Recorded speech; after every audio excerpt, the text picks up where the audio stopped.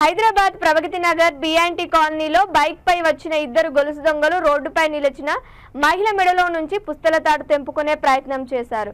ఇది గమనించి అప్రమత్తమైన మహిళ కేకలు వేసి అరుస్తూ పట్టుకోవడంతో అక్కడే ఉన్న రామ్ అనే యువకుడు అతని స్నేహితులు దొంగలను పట్టుకునే ప్రయత్నం చేయగా ఒకడు చిక్కాడు. అతడిని చితకబాది పారిపోయిన ఇంకో దొంగను కూడా రప్పించి పోలీసులకు అప్పగించారు.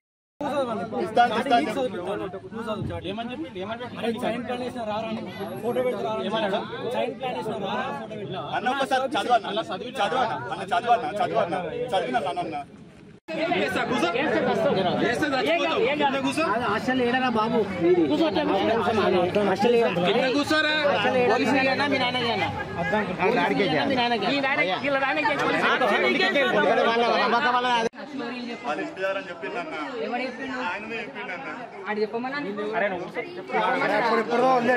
ఇప్పుడు